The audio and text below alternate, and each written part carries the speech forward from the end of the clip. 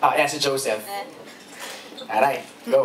For me, siguro, I would want to spend more time with Dayan. Kasi parang sobrang saglit lang nung oras na nakasama ko siya. So, kung bibigyan ng chance na papahabain, siguro gusto kong... More of that. Yeah, more time with Dayan. Okay. Who else?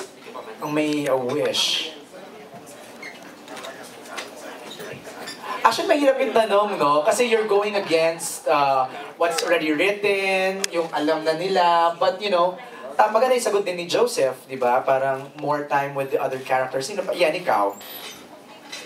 Siguro po sa akin, parang kay Joseph din. Mas maraming time na makasama ko si Jake. Dahil yung character ko, buong buhay ni Isabel, isa lang tao lang talagang minahal niya, si Jake. Okay. Pero wala na siya. So, sana kung pwede, mabuhay siya. Or yung character ko, yung spirit ko, mamatay na lang din. So, para yung Magkasama na kayo. Oo. That's a good din. That's a good answer. Bongga din. Sino pa? Sino pang gusto? Alex, ikaw. You think? Sana po sumapi sa akin si Dave. Ito naman. Give it a chance. Give it a chance! Kasi ako talaga sa character ko, happy talaga ako doon sa naibigay niya character and doon kay Dayan. Kasi kung i-wish ko naman na hindi siya makoma, hindi naman pwede. Mawala yung kwento. So, ako happy lang po ako doon sa character. Mami Jo, okay ka na doon? Actually, I wanna know, no? Usually naman, mga nagsasarang teleserye, it's always, a sad feeling. Pero what are your thoughts coming to this press con na alam niyo magpapasalamat na tayo at magpapaalam na in the next 2 weeks yung show? Ana, ikaw muna. Ana Luna, ikaw muna mag-start. Ayun, syempre po malungkot kasi ayun, sobra na yung bonding namin together with the whole cast. Tapos, masaya kasi maganda po yung pagtanggap sa amin ng mga tao. Ayun, so yun po. Matt, ikaw. Ako po, sana ma-extend, pero hindi pwede. Ayun po kasi Latag na siya nakalatag na talaga siya. At yun nga, so adaptation po talaga. So mahirap talagang i-extend. Yun lang. Siguro sa... Ikaw, Aaron, ikaw. Ako, gusto kong magpasalamat sa Pure Love cast and family. Dahil sobrang masaya ako na naging part ako ng family na to. Na basically naman kasi ang role ni Ronald napakaikli lang. Pero dahil sa pagmamahal ng Pure Love family and the writers, pinahaba nila yung character ko dito. Kumbaga yung role ko dito.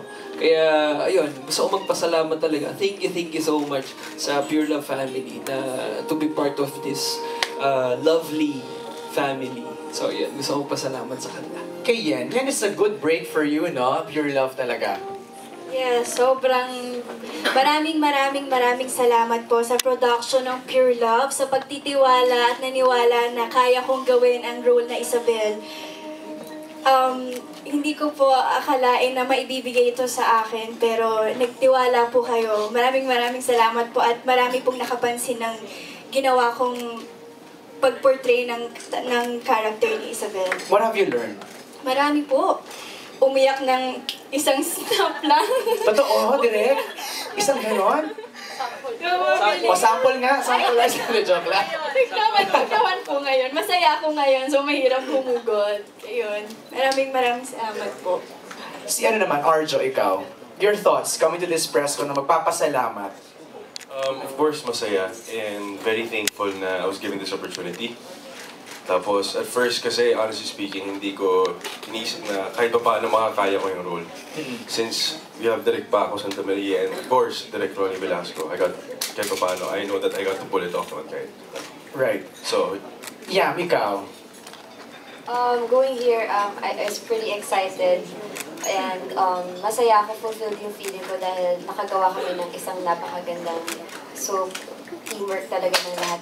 Especially with the help of our directors, Direk Ronnie and Direk Paco. Without their help, I don't think magagawa namin na maayos yung mga roles namin. And ayun, marami akong natutunan sa soap na to, which is first time ko maging parang evil character. I know, kontrabida talaga yan, no? So it's more of like an anti-hero. It's not totally evil. So Right. meron din siyang konsensya. So yun yung pinaka-challenging part for me. And also,